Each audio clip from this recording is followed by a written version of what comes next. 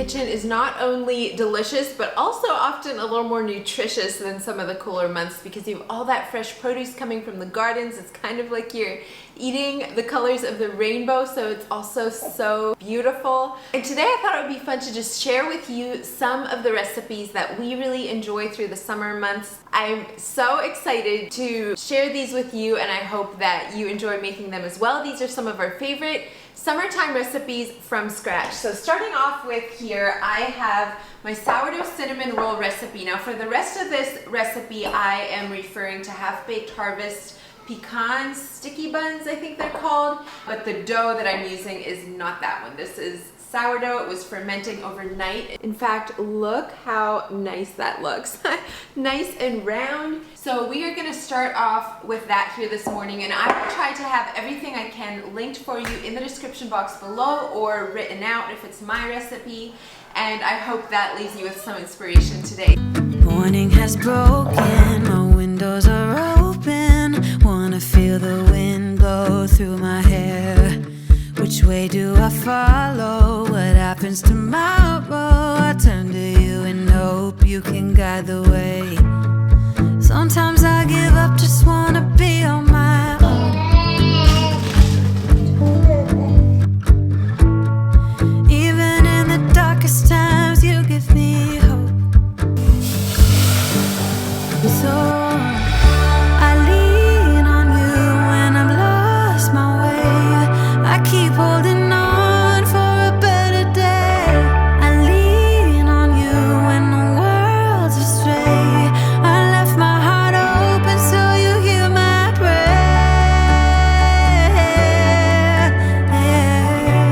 I left my heart open so you hear my prayer.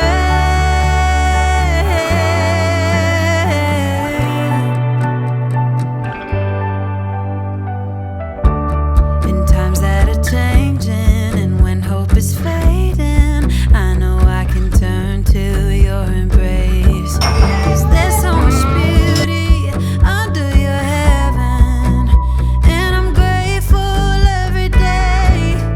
Sometimes I give up, just wanna be on my own. Even in the darkest times, you give me hope. So I lean on you when I'm lost my way. I keep holding on for a better day. I lean on you when the world's astray. I left my heart open so you hear my prayer. I left my heart open so you Okay, hear my cinnamon rolls are out of the oven and smelling absolutely divine. I am going to let these cool a little bit before we invert them. A very highly requested summer recipe in our household is homemade ice cream. That's what I have here. Yes, it's green. I'm going to tell you what this is very soon, but whenever I make homemade ice cream, I like to make the base the day before so that it has a chance to completely cool down, because if you put slightly warm ice cream base into an ice cream maker, it does not thicken properly. So this is a mint chocolate chip ice cream. This is obviously the mint portion of it. For the mint extract, by the way, I used this. I don't know if it's focusing on my bottle or my face, but hopefully you can actually see that. This is the organic pure peppermint extract that I had from Thrive in my last box. And you don't have to use this specific one. However, you do want to use a good quality one, because I have tried it before with ones that are not great quality, and they don't taste like mint. It tastes more like alcohol almost. And so you want to use one that's a really good quality in order to get that actual like mint flavor. I've also tried just picking mint leaves, getting an extract from that. That also is not as good flavor as when you do a really good like peppermint extract. So that's a little tip there. We have done so many flavors of ice cream over the years. It's kind of been a hobby of mine. Fun fact, Josh and I for the longest time dreamt of opening our own little ice cream shop at some point. Right now that's not anywhere in the books in this season, but who knows, maybe sometime in the future. I will put my recipe for the base in the description box below. Basically what it is a quart of heavy cream. The heavier you can go, the better.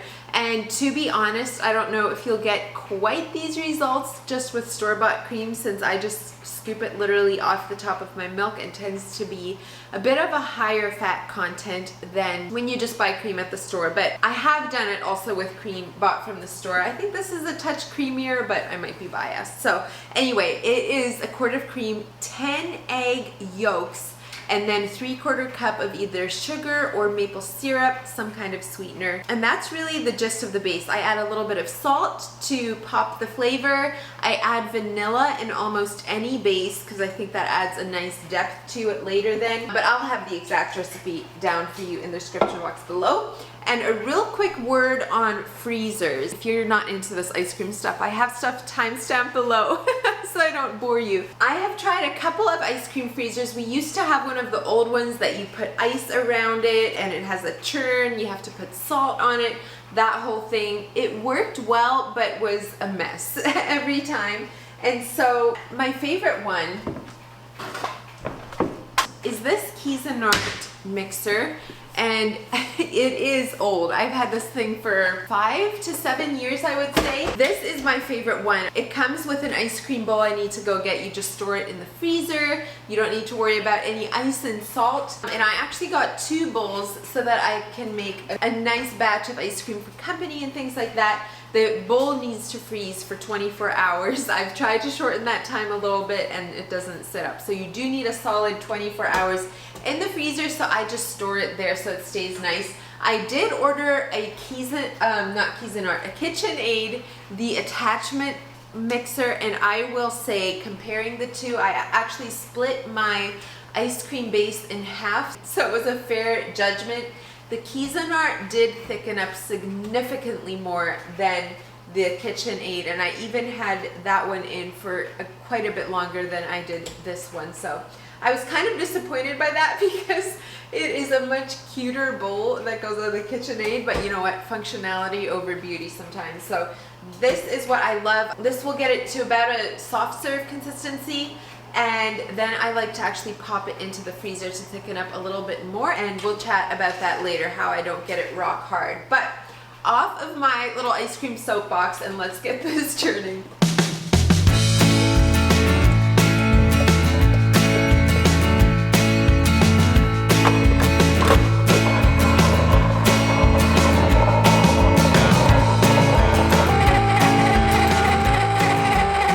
Moved out here into the porch so it wouldn't be so loud out there. This is the consistency that it gets from churning itself. So I have my chocolate chips here. I'm gonna add these now, and then we'll just churn this until it is incorporated, and then we'll put it into our container to freeze further.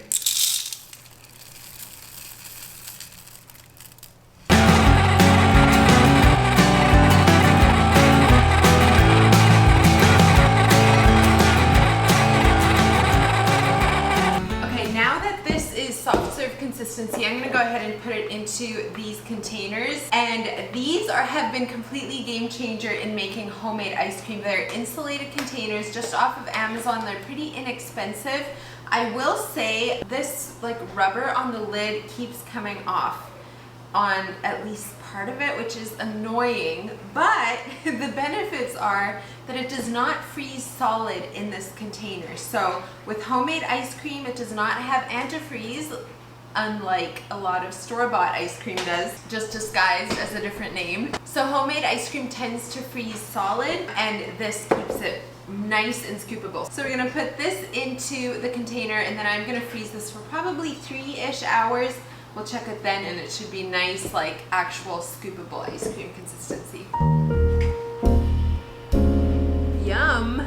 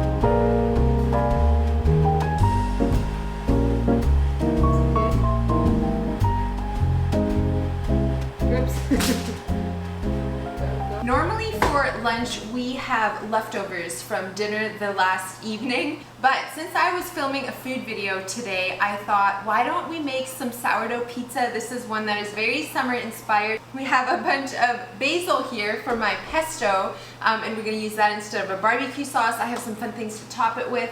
But I know I've been asked before, like, wow, you eat all of that in a day? And no, not necessarily. When I'm making food specific videos, like recipe videos, like when we did all those snacks or whatever, we are not eating all of it in one day, but I do love to kind of meal prep like that. We're actually busy painting on the farm these days, as well as, you know, gardening, canning, all of the things. So it's really nice to have things on hand for even the rest of the week. So we're not doing a full-on meal prep today, but I am expecting leftovers that we can enjoy in the following days too. So anyways, let's do the sourdough pizza. This one is also inspired by Half Baked Harvest. I will leave her recipe down below. I am substituting a lot of things, but I will try to mention what I'm doing different. So, making pesto first.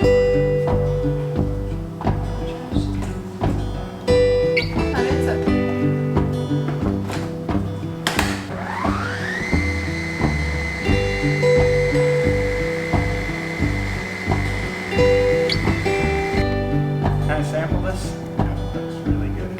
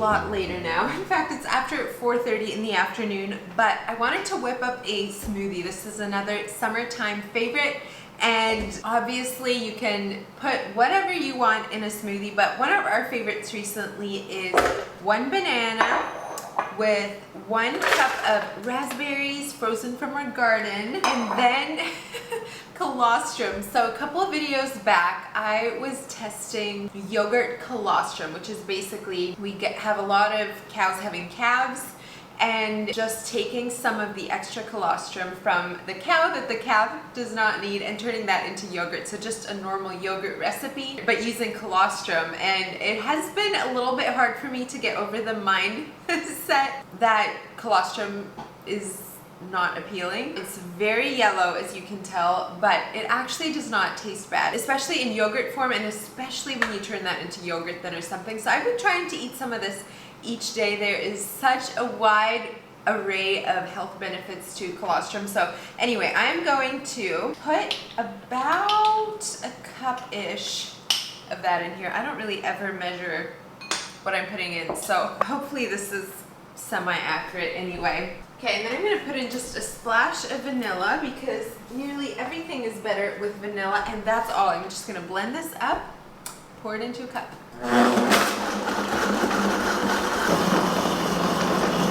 Okay, it is super thick, which is how I love it. Again, kind of that ice cream consistency. I'm gonna stick a straw in here, but in all honesty, this will probably be eaten with a spoon because it'll be hard to suck through a straw.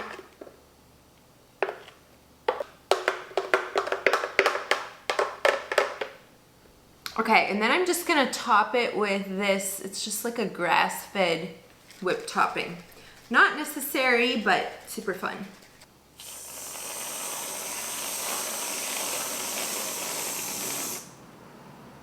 And there we have it. Literally bananas, raspberries, and colostrum yogurt with whipped topping. Another recipe for my now food processor is hummus. So homemade hummus is worlds better than bought, if you ask me. And of course, there's a ton of recipes out there. I'm gonna link the one that I am using here. I'm gonna start off with creaming my tahini and lemon juice. I would love to know what you like to eat hummus with. Is it veggies? Is it pita chips? Is it pretzels? I actually think it's super delicious on salads instead of a salad dressing. I really enjoy that, or with like bell peppers, or tahini is so awkward to stir. Bottom is so firm and the top is so runny, but we're getting it.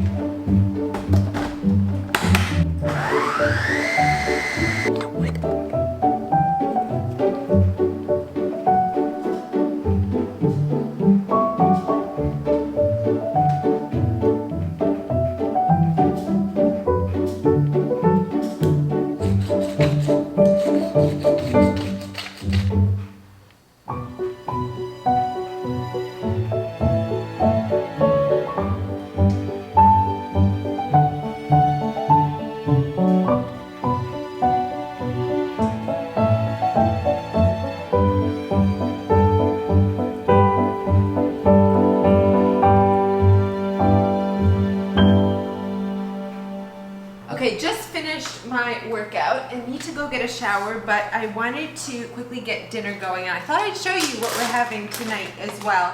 I marinated this chicken and veggies since yesterday evening. So they've been in here all night, all day long again, so flavor should be delicious. I used to make these a lot more, I feel like, soon after we were married, and haven't made them for a long time now, but these are chicken kebabs. I've been soaking my wooden skewers. I'm just gonna skewer these on. They would be delicious on the grill, but the grill is currently not really accessible and it's super windy out. So I think I'm just gonna do it, like broil them tonight, and that should be good as well. And then I have some leftover corn tortillas that I made yesterday that I think we'll have this with. And then of course our hummus and veggies.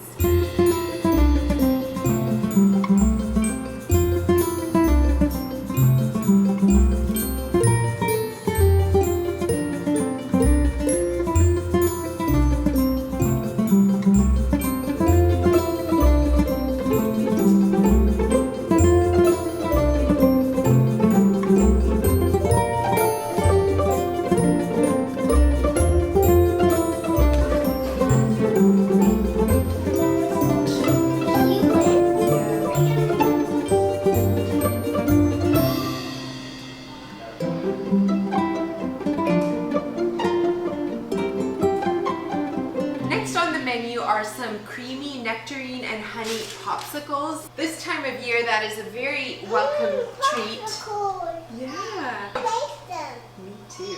So to start those off, I'm gonna slice my nectarines here, and we're actually gonna roast them before we add them to the yogurt and honey. Why you guys?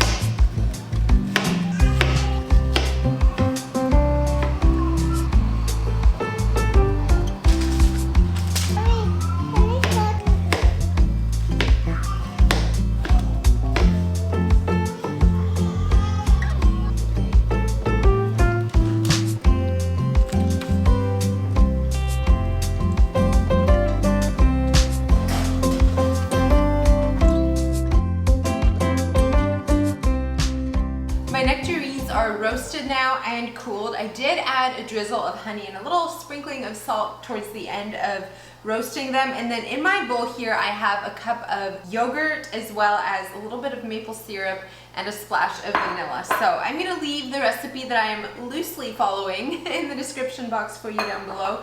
But now I'm just gonna stir these peaches into my yogurt and then we'll freeze them. This little popsicle mold, I will also try to remember to link. It is just off of Amazon, but I've had a lot of popsicle molds before, and this one I love that it's all just in one piece like this. And then it comes with the lid, which you can just poke your little popsicle sticks through. I've had molds before where all of these are separate and then you stick them into this base, but they just kind of dump all over the freezer, or ones that have like plastic stick things so that you can reuse it, which is nice for that part. But I've also found that they just get lost, and still the problem with these all being separate. So I'm excited to try this one. I've not actually used it before, but it looks pretty promising. So that's what I'm gonna put mine in here.